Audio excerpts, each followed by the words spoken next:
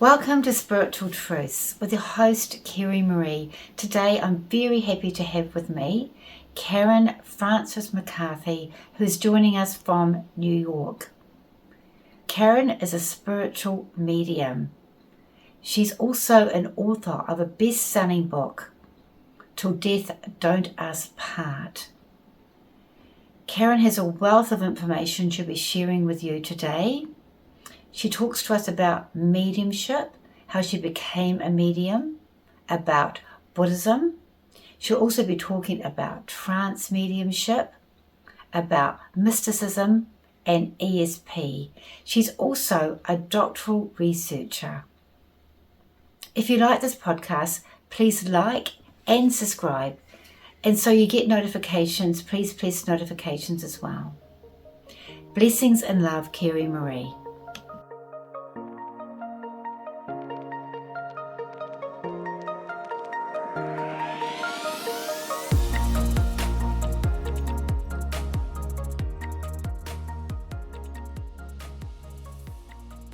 Hi, Karen. It's so great to see you again. It's been, 7 years?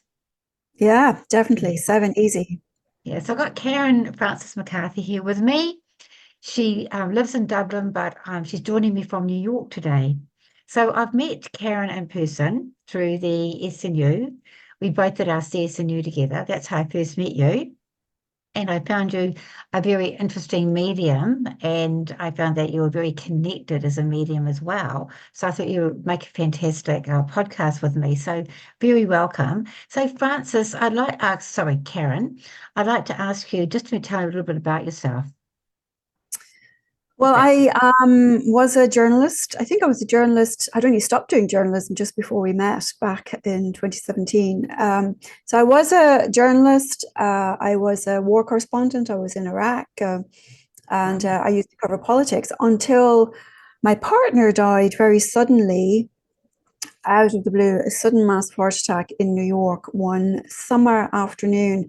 And what I was in Virginia researching a book, my first book, which I was working on, which was part of the Northern Ireland peace process at the time. And I was down there interviewing people when I got the phone call. And I was actually staying in a house belonging to a couple who were away at the time. And I was actually, believe it or not, it's like such a cliche, I was in the attic, which is the truth. I was staying in the, now it's a converted attic, but nevertheless, I was in their attic apartment when the things start happening. Electronics start turning on, things start moving, noises, you name it, all of these things that we know about. I wrote about them actually in my book, Till Death Don't Part, wrote a whole book about it. But it actually, what happened, the short version of that story is what happened was from enough of these things going on, I was sort of thought first, as you do, must be going out of my mind with grief, which I didn't feel like I really was, but that's the only explanation. But where I was in Virginia is like the Area 55 of the afterlife. I mean, the Virginia University of Perceptual Studies is there, the Monroe Institute is there, the Edgar Cayce International Headquarters is there. There was a spiritualist church in Norfolk. And I ended up sort of going, just being sort of led from person to person around there and, acquiring bits more information. It was really, really a shake-up, really an awakening. Until it got to a point where I realized the only explanation for what was happening was that it was my partner continuing to communicate. Now, I had those sorts of incidences as a child. I would wake up and see someone at the end of bed, or you would just know, or you just know things. But by the time I got into my late teens, into university, into college, into my 20s, I mean, who has any interest? No interest. So all that sort of stuff stopped. And, this is years, decades later when he died, and this sort of came back to sort of open the floodgates. And people I started realizing very quickly that it wasn't just him that was coming, other people were coming along. And, a couple of people encouraged me to work with it. And I sort of God, like stepping into people's grief, into people's vulnerabilities. So I wanted to make sure that I was going to go sit in front of vulnerable people. I really knew what I was doing. So I went and I did a diploma in grief counseling at the University of Counselling in Scotland. And I started, well, with you, we started doing the formal mediumship training, which was marvelous. So I really, at that point, lost interest in politics. I finished the book I was doing, but other than that, truly lost interest in covering politics. Just, you just sort of turn a corner. That was a very, very hard corner for me to turn. But once I turned it, there was just really no going back. So at that point, I just started writing more about grief, more about spirituality, and sort of changed my whole beat, so to speak, and just started working very, very differently from then on. Yeah. So would you say you've always been a believer, or at that time, when your partner died sadly, and you had all the experiences, you became a believer? Were you skeptical before then, would you say? I was absolutely, completely skeptical. I thought, religion was just organized delusion, mass delusion. I mean, I was raised Catholic. I went to Catholic school. I spent 14 years with nuns. And by the time I got to 16 or 17, I said, never again will I walk into a church. Right. And so basically told my mother, I'm done, I'm not going back to this, and never again set foot. Now, I did pick up a Zen practice. I actually started practicing Zen in sort of like my early mid 30s, started practicing Then, yeah. Zen Buddhism. Yeah. Zen Buddhism, yeah. But Zen is very non-theistic. There's no God, we don't, it's much more pared back form of Buddhism than, say, Tibetan Buddhism. And it's very, very profound, but it doesn't go in, there's no real conversations about reincarnation or any of this sort of stuff. It's just very, very much about stilling the mind, being present in the moment, and just how we conduct ourselves. Really, it's about as atheistic as you can get, in terms of religion. And that kind, that kind of suited me, because it was just, there was a temple up the street. I kind of, by the time I got to my 30s, I kind of knew I needed something just to help me just to deal with, I was in New York a lot of it. Yes. Just to deal with getting through the day. And that's really where I ended up, why I ended up there. And then I just sort of, I just sort of took on that life, and I just found I got quite a lot of benefit from it, just in terms of being able to navigate life. But it had nothing to do with the afterlife. It had nothing to do even with reincarnation or any other form of existence beyond this. Wow, amazing. And so that was the only thing I could really kind of get behind. And so, no, I just thought it was all ludicrous. I mean, I'm a complete skeptic, which is why when all of these incidences started happening, anybody else would have copped on after like a few days. I mean, it took so much. I mean, furniture moving, lights turning on, things sitting on my bed at night and waking me up. And a friend of mine said, and I actually, strangely enough, the first person I met who told me I wasn't losing my mind was a local Catholic priest at this little tiny church in Virginia. Oh, so really? that was an interesting turn up. Yeah. I said to a friend of mine, I've been sort of learning from these people that there is possible to send signs from the afterlife. And she's a bit more religious, more spiritual than me, at least at that time she was. And she said, you're not getting signs, you're getting burning bushes. But that's like what it took for me to turn that corner. It was just very, very, very difficult for me to get my head around that. And even when I got to the point where I was like, oh, clearly all of this is being orchestrated from some unseen space, some liminal space, it still took me a substantial amount of time to recognize that his consciousness tangibly was what was orchestrating it, that it wasn't just some random thing. Isn't that interesting about his consciousness orchestrating this? Can you go into that a bit deeper about that? Yeah, well, I think that I know at the beginning I was like, there's so much superstition. I don't want to go off on a tangent about get on my soapbox about superstitions, but I've just spent nearly 4 years studying, researching, where I did my doctoral dissertation. It was on contemporary ghost literature. So I was looking at where ideas around spectrality arose culturally. And so I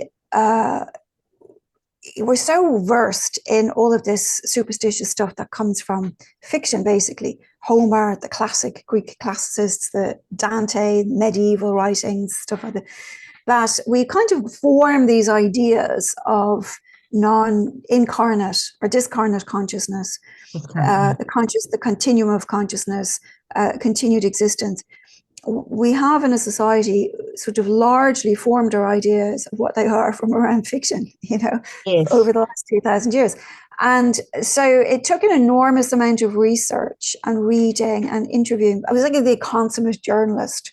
I don't know what this is. I'm going to go interview somebody, so this is what went on, because I really I couldn't just take that at face value. For me, I had to understand how this could even be conceivable.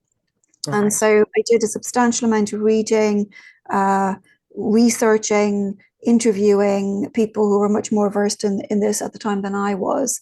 And there's a difference between just energy or just consciousness in a continued indefined stream causing things to happen, and an actual individual's personality and consciousness remaining intact in the afterlife. So those things aren't necessarily equitable. Right. And so I first came to the understanding that there is consciousness beyond what we see. Definitely. But then it was an entirely other leap to understand that it's the specific consciousness of individuals. And that over time, the more and more individuals started, sitting under a tree with somebody come along and join me, the more verifiable and evidential information started coming in these communications. It just became, I have no idea how consciousness remains intact outside the body. But clearly it does. It does. Yes, it does. It's quite interesting. My son talked about the philosophical way in his previous podcast, and he did a lot of research on religion and philosophy, and he did talk about the consciousness side of it and trying to get to the bottom of it. So this is quite a good lead on from that as well. And also Sam Pania, have you read his books about the consciousness? Yeah, I find him fascinating, this information he's got. So you became aware of this consciousness. You realize it was your partner that was somehow connecting with you, communicating with you. You had other experiences, and you obviously did all this research and asked lots of questions to find out what's happening. And so what made you decide to go down like SNU and do CSNU and all that sort of thing? So what was the reason for doing that? Well, I'm a huge believer in education and knowledge and challenging beliefs, and so this is why I've 3 degrees at this point, and on top of having gone to the London School in Journalism and the Study Counselling, I'm just a firm believer that the Dalai Lama talks about this all the time, that we need to have a balance between knowledge and practice. Can't be all practice because there's no knowledge behind it. If it's all knowledge, there's no experience behind it. So we need to have this balance. So I'm a firm believer that there needs to be knowledge in everything that we do. Otherwise, we don't know what we're doing. Right? And so when people started encouraging me to do something with the mediumship, as I mentioned previously, I was like, if I'm going to do this, I need to make sure I'm doing this in such a way that I am knowledgeable about what I'm doing, that I understand. But everybody's grief is different, because just because I was grieving in one way doesn't mean that somebody else sitting in front of me is grieving in that way. So I really wanted to understand more about grief, how to deal with grieving people beyond just my own experience. But I also wanted to make sure that when I was training in mediumship, that I was actually honing those mediumistic abilities to a very reputable and vetted level. Standard.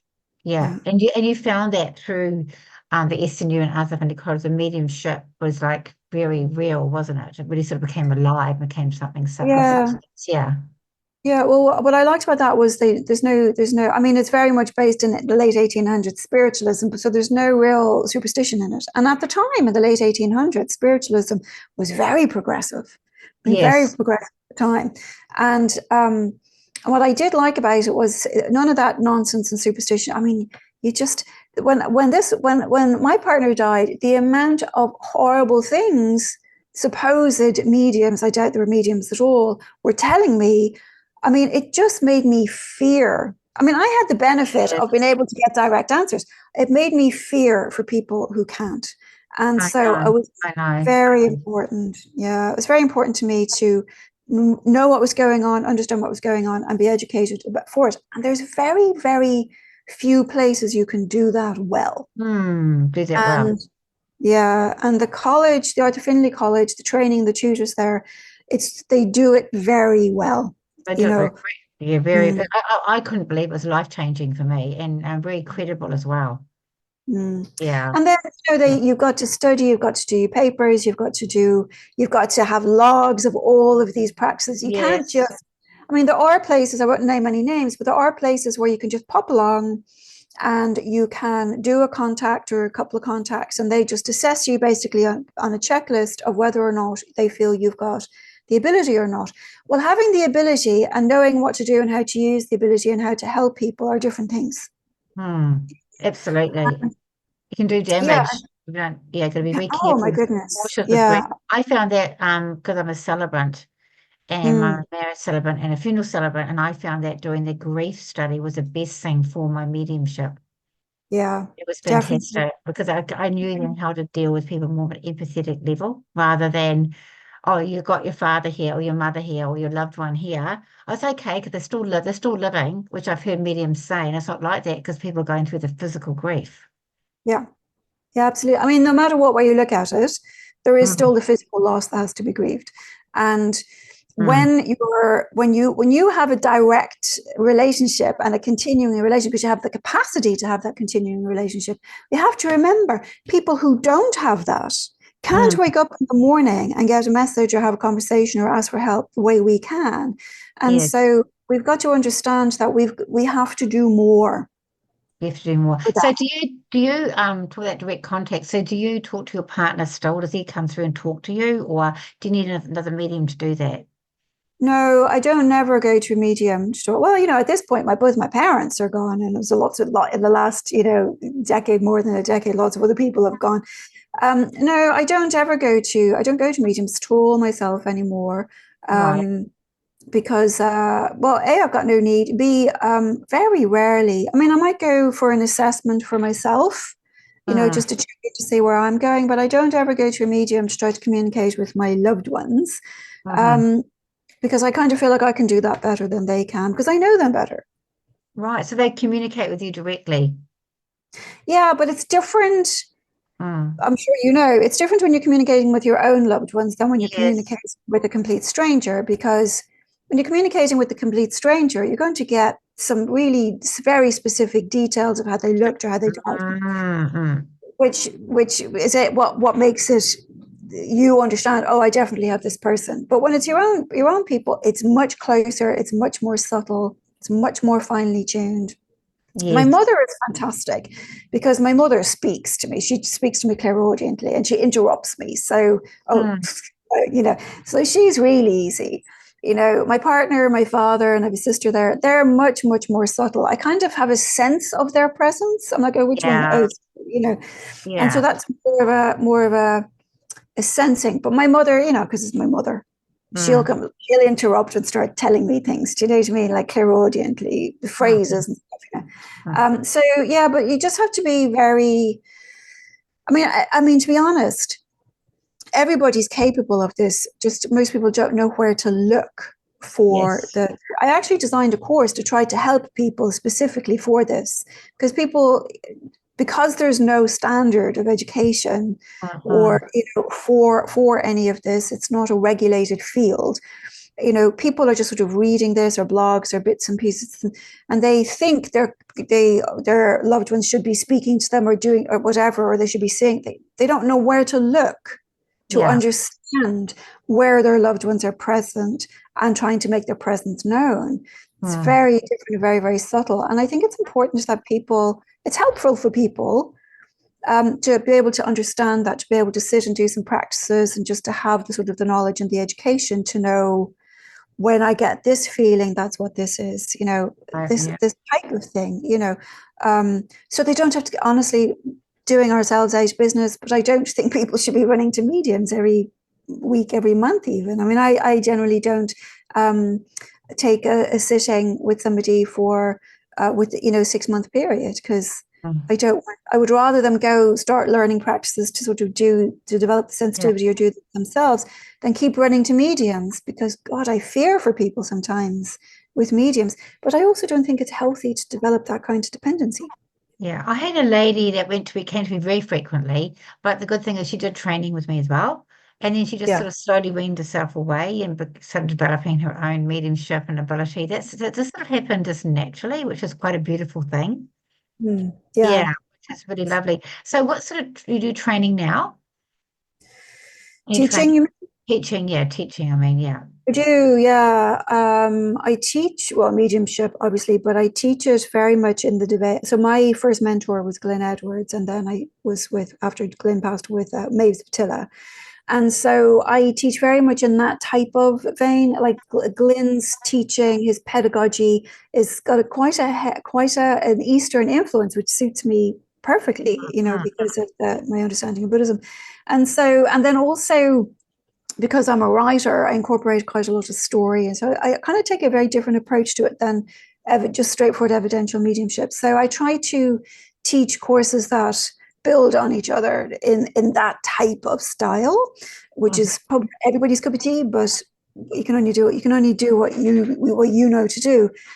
So I do that, and I teach trance. I love to teach trance. Um, and then I also teach writing. I teach Yeah. like contemplative writing, so writing through grief. I don't have any of those classes running at the moment. And then I just starting a course on ESP. Oh, So actually wow. Interesting. focusing on, yeah, and it's extrasensory perception, more along the lines of, there's been, Charles Tarton, Russell Targan have, sort of, or not mediums at all, or scientists, really, or psychologists, Yeah, have yeah. brought that into their remit. And so I decided, I'm going to do extrasensory perception, see how people get on with psychokinesis and telepathy and these sorts of things that are I love researched. it.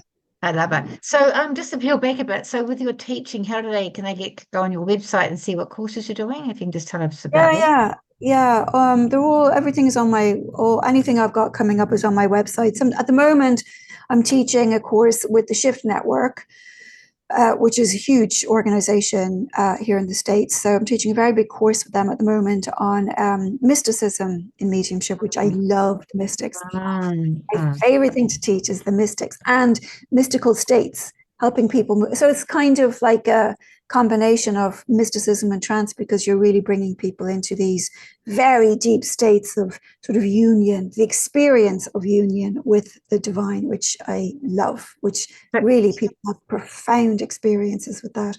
So that's running at the Shift Network at the moment, which is marvelous because they have such a big reach. So we've had quite an awful lot of people come to that course, which is beautiful, because then it spreads the style and the word and the pedagogy out. what And is then your website? What is your website? Just so we know. Karen Frances McCarthy.com. Okay, they can find you there. Okay, so go into. Sorry, well, I interrupted you, but I just want to find out more about these courses that you're doing because I think people would find that fascinating.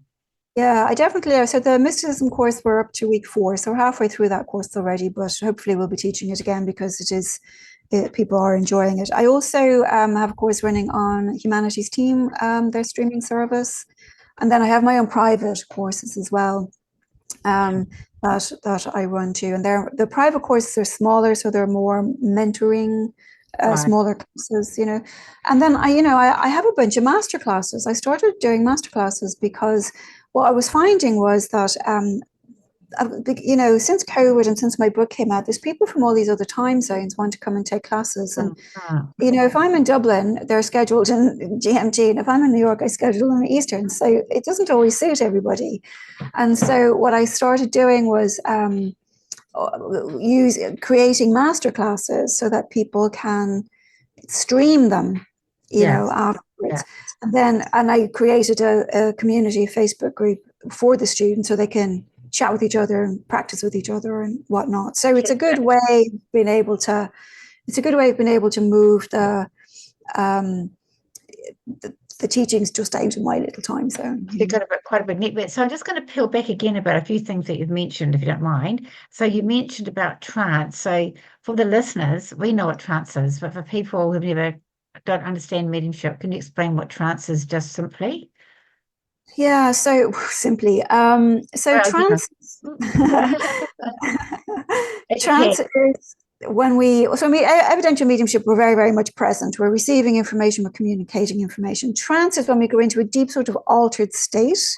I Mhm. mean, the Native Americans used to take peyote to go into trance. Whereas, people take LSD. Ram Dass used to, Yeah. play with shrooms and LSD. So when we're going to go into non-dosed trance states, if I can say it that way, we're just really moving into very deep, first into deep meditative still states, and then moving deeper and deeper into states where we become less and less aware of where we are and more aware of our place Mm. in another dimension. So it depends. I do trance speaking, where we move into altered states, and the power and the wisdom of the spirit then inspires the trance medium to start speaking. So Yes. they're Yes. using the trance medium voice. The bending with our energy. Yeah. Yeah. And then, influencing the words that come out, or we do it. Well, we've done this, we've done this together. I think we've done trance healing, where you move into a deep Yes. entranced state just to basically channel. Do you know what they call it in New Zealand? In America, one word they use for it is channeling, where you're basically channeling Yes. healing Yes. flowing from the power and the wisdom that be through you and to somebody. So it's basically the same for speaking. It's flowing through you too. Yes. I do trance writing, which I love as well, because some really extraordinary writing Wow. comes Wow. out of that. Yeah. So I do Beautiful. like the trance states. They're more experimental. Um, they're more surprising. You never know what's going to happen. So and I teach actually Edgar Cayce. Edgar Cayce was one of the first. I was actually right there in Virginia, besides the international headquarters, Edgar Cayce's international headquarters, when my partner died. And so Edgar Cayce has always been very near and dear to my heart. So when I'm Oh, teaching trance healing, I actually teach Cayce trance healing. So we work with his teachings as well, which I just love. oh, how beautiful. I've got to read his books. I keep on saying this, but I've got to do this. And so we talked about the trance, which is interesting. So what about the mystical? Because I love the sound with mystical. It sounds awesome. Yeah. Explain it a bit So more in depth. Yeah. I, yeah, I really love the mystics, because I kind of feel like, partly because our area, our field, the mediumistic world, the extrasensory perception world is so unregulated that, and we've kind of come into this post-secular, that's what I've been calling it in my doctorate, post-secular, but also the sort of new age thing where sort of anything goes, you Yeah. know, any Yeah. kind of direct experience goes. And the thing about any kind of direct experience is it can be direct experience, or it can just be imagination.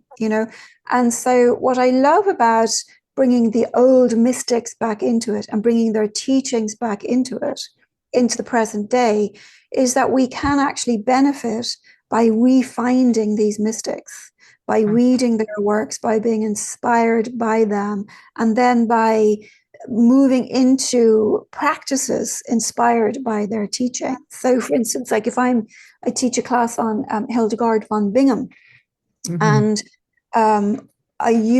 we use her actual music. She composed so much beautiful music back in the early 1300s, and Mm. it's such beautiful choral music that it has a hypnotic effect on people as you move into the trance state.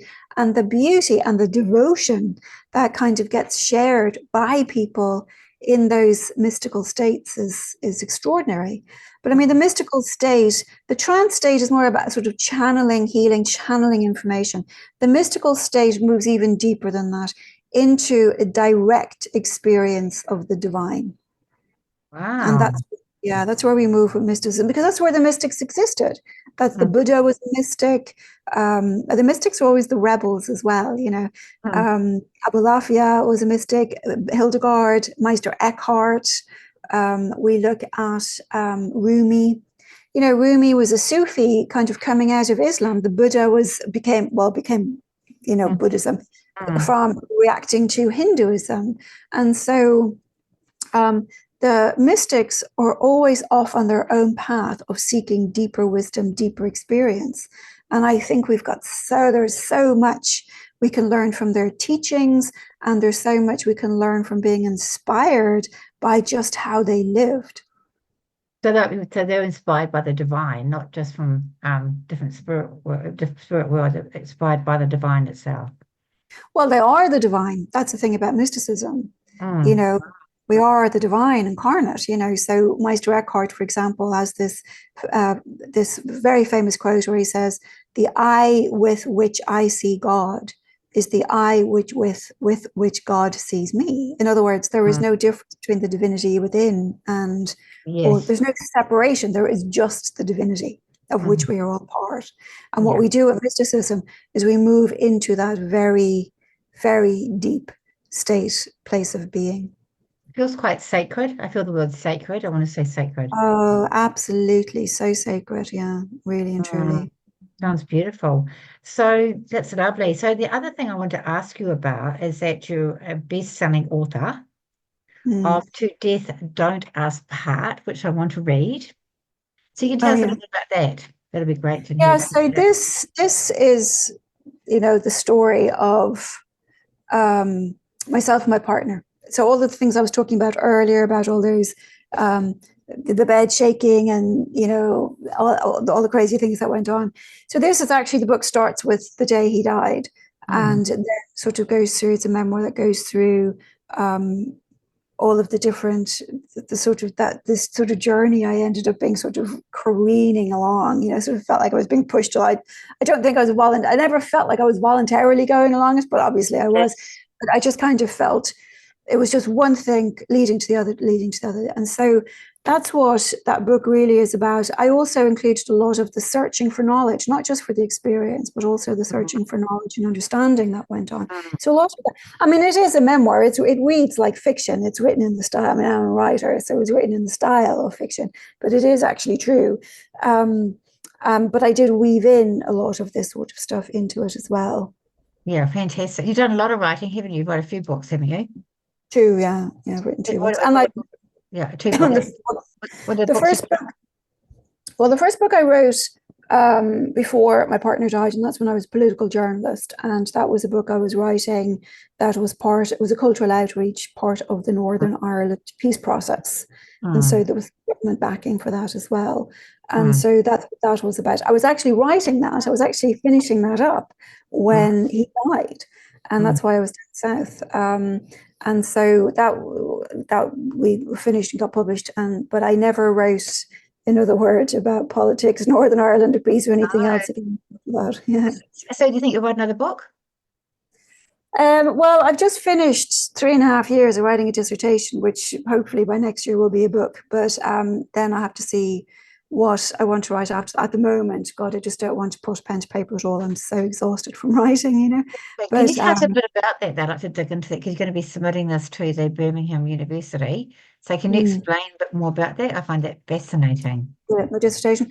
Yeah, so I decided to have a look at, because it's in English literature, and my master's is in literature as well. So I decided to do my PhD on contemporary American ghost literature, so contemporary American ghost stories, there's actually been this sort of subgenre in ghost literature recently, in this century, in the 21st century, that where the ghost doesn't haunt, that's like the ghost is given up haunting, right? So the ghosts have all moved. So they're all set in liminal space, in some kind of afterlife space, where they continue. And there's none of this dealing with the living. They've just continued on. It's like Swedenborg talked about this. We move through these different tiers of existence. Right. And so I don't know that any of these writers have ever read Swedenborg. I'm not sure. But I mean, from New York Times bestsellers to Man Booker Prize winners, these are this caliber of literature that's been written. My interest was, after millennia, why have the ghosts all of a sudden just moved into the afterlife, and they are the narrators? Ghosts are usually the, antagonists, or they're usually the, like a Christmas Carol. They're never the main character in these stories, but they are now. And they're exploring all of these different issues like trauma and ego destruction, and in the next level of their lives, which happen to be discarnate lives. So interesting about ghosts, because we tend to think of ghosts being stuck still on earthbound, don't we? Still on earth rather than in spirit. Is that what you mean? And now they've moved to a different place? Is that what you're saying? Basically, yeah, they don't Yeah. haunt. Yeah. No, it's really interesting because I did a clearing on a new retail shop, and I know there'd been someone had passed in the shop. I won't go into detail about it. And I was there, and there was another medium there as well. And they said there was a man that passed in the shop. I said, yeah, I know. And I heard Spirit World say to me really clearly, she said, I do think he's around. And I just heard the words clear as a bell, traces of him. Mm. So he wasn't there. So all I heard was traces of him. So I said, he's gone. He's not here, but his residual energy is still there. It's always residual energy, and I'm so glad you said that, because this idea of things being haunted is a very old concept. When we didn't have the understanding that we have now of consciousness theory, of the new physics, of world religions, we were in a much more sophisticated place than we were back then. And anytime, I mean, you can go into New York, into the old sweatshops that used to be sweatshops now, which are really high-tech places now. But the old sweatshops, a lot of them went on fire, a lot of women were killed, jumped out of those buildings. And you can feel that, but you're feeling an energy imprint. You're not feeling spirits hanging around. Then hanging around. It comes from this idea that there is that the physical space is real. But we know from new physics that that's not the case. Yeah. So I've always wondered about, because I always wondered if they're still like that, because they had choice whether they can go or not, they sort of hung around. And but now when I did this clearing, I definitely heard this, and I thought that's what I heard. I didn't hear, because in the past I thought that maybe they're still here and they haven't gone to a different dimension or healed properly. But then this is the first time I've experienced this, and it was direct from spirit. Traces of them. I've always been a firm, always been a firm believer. Only ever residual imprints, residual energy, which you feel anyway. The thing too is that we understand from contemporary consciousness theory, from David Chalmers' work, from Samparnia's work, that and the Buddhists have known this for millennia. We keep thinking there's some kind of geography involved here. We're here, the spirit world is somewhere else. This is where these ideas of people getting lost between here and there. How is that possible? It is not possible, because we are so fixated on this being a reality, which we know from the philosophers, we know from the scientists, that what we think we're looking at is not what we're looking at. It's a projection of our expectations and our perceptions. Kant has been talking about this. Baudrillard has been talking about this. That's what the Matrix is essentially almost sort of a sci-fi version of. We have these ideas that this is real and that we die and then the spirit has to journey from here to someplace else. Whereas if we take more of like Thich Nhat Hanh, which is a beautiful analogy, that there is, Thich Nhat Hanh is a Zen master. I love his work. I love his teachings. That all consciousness, and this is consistent with Parnia and Chalmers as well, all consciousness is just a wave. There's just a wave. All there is the wave. The ocean. All there is the ocean. That's all there is, right? Waves arise, go back into the ocean, arise and go back into the ocean. That's it. And if we start thinking about the nature of reality, incarnate or discarnate, more like the analogy of the ocean and the waves, we begin to understand the wave doesn't have to travel to get back into the ocean. No. Because it never left it. We've never left it. So how can we not find our way back into it? Yeah, that makes sense, doesn't it? Yeah. I do feel, though, I have to wonder sometimes if residual energy can affect people, because I have, residual energy, because, you walk into a space and I talk about one of my podcasts, I did a clearing and, well, it was actually current energy. I kept on washing my hands all the time because the boy in the house had that problem and I didn't know that. Or whether someone's lived there, because I've picked up on things, if that residual energy can affect you as well. So it's quite good to clear the energy. Well, I think, but as long as we understand it's just an energy imprint, it's not an actual individual, Right. And we can, of course, but it doesn't even have to be that. I mean, have you ever walked into a room where two people have just had a colossal argument? Absolutely, yeah. They're living people, you can feel it, right? So those energy imprints exist everywhere. You don't have don't just come from people who are dead. They can't, they exist everywhere. I mean, and it's not even just in space. All you have to do is look at, so we've had all this turmoil I'm in the States at the moment. There's been all this turmoil in politics. First of all, everyone is freaking out about Biden, and then all of a sudden somebody tries to shoot Trump, and then Biden resigns, and now Kamala Harris. And the swings in the energy you can feel here have just been massive. Wow, would be But huge. that is just living energy. It's the same thing. So I think I'm a big advocate of normalizing this stuff, Right. That's good though. Yeah. That's fantastic. So submitting this what do you call it? Dissertation? Yeah, my dissertation. PhD dissertation. So you're doing doctoral research, and you'll find Yeah. out more about that, and you may publish that, which would be really interesting. Yeah, hopefully so. I do the defense in September, and then next year, hopefully, we'll get that sorted. But yeah, no, I was just very interested in looking at why has this trend emerged after millennia? Why has this trend emerged specifically now? Because I found it in a few. I picked 4 novels and really focused on the 4. But I was interested. What has caused this big shift in how ghost spectrality is being perceived? And so, for me, part of it was, I think, the fact that since, first of all, we've got physics that really radically changed how we see the world since the sort of early 19th century, up to the mid 19th century, 20th century. And then we had the sort of countercultural movement. And then we had the influx of Eastern philosophy. And we've had this melting pot of all of these things that have really challenged how we saw the world before 1920, Yes. And so I think what kind of has happened my argument is what has happened is it has changed the way we see and understand the world. And once we start kicking away those legs that we've been propping ourselves up on, it opens up this whole new field to really let go and really start to see and experience and be inspired and imagine something different, which is closer to what we understand about the nature of consciousness and spirituality. Oh, I like, yeah. So, okay, that's really interesting as well. Okay, so Karen, I think people will be really interested in meeting you or doing one of your courses or having a mediumship session with you. So do you offer that face to face, or do you offer that through Zoom? Or I'll just say, yeah, no, what I've started doing is just doing them on Zoom, to be honest, Kerry-Marie, because I find that since COVID, we had to do them on Zoom. I found that they're actually easier because there seems to be less overwhelming energy from the sitter coming at me that I don't have to deal with. I can just, they're sort of over there somewhere, and I can just deal with up here somewhere.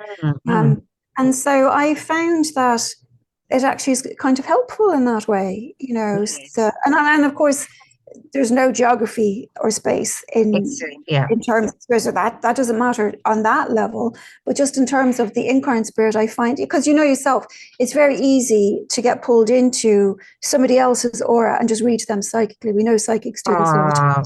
So much. Yeah. And I find that when we're on Zoom, because it's just a little face, you're away from them. Because sometimes people's desperation, their need, like you could almost cut it with a knife. And you're trying to kind of keep that back a bit so that you can stay here with much more subtle energy here. I actually find it easier to do that on Zoom, to be honest. Yeah, so I really get that. You get that because you find that people, you almost almost say like morphing into the energy, or they want an outcome, or they're trying to control the energy, and your energy just drops. The whole energy just drops. Absolutely, and then you're getting pulled into reading them, and then all of a sudden now you're and with demonstration, I find that as well. Because what I find when I'm demonstrating, and that does happen, is that what I find, I start leaning forward, I start walking toward like a magnet, and then I'm going psychic here, and the energy's dropping, it's not working, so I cut it and I turn away. So I think that's what you're saying, you're not getting into their energy. So once again, they just get hold of you through your website. Yeah. Really great. Well, thank you.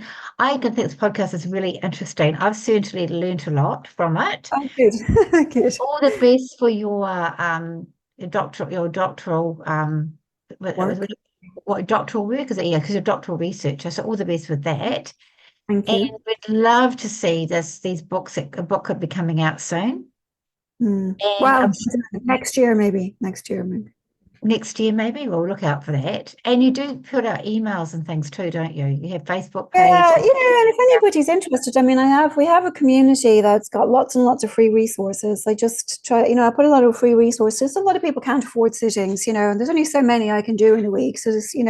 So I created a community for the website which has free workshops, free guided meditations, recommended reading, and lots of other stuff. And then also the little Spirit for Space Facebook group that I created for people then who are in the community or in a class can pop in there and chit chat with other people and swap ideas. And so just trying to make, information available to people that they can use. That is really fantastic because I think people can look up to mediums and they want to know more and more and more, like we wanted to know more and more and more. And sometimes you can almost feel almost a bit draining and you want to give that support. So this is a fantastic thing, a space that you've created for that. So Yeah, and it's asking free. It's free, so anybody can do can do it. it. So one thing I would ask you before we just finish is about reading. So what sort of books and reading would you suggest to people? That My really, book. your book, yes. So I have a reading list in the community section on my website as well, and that's broken down into like mediumships. I always recommend Glyn Edwards' books for mediumship.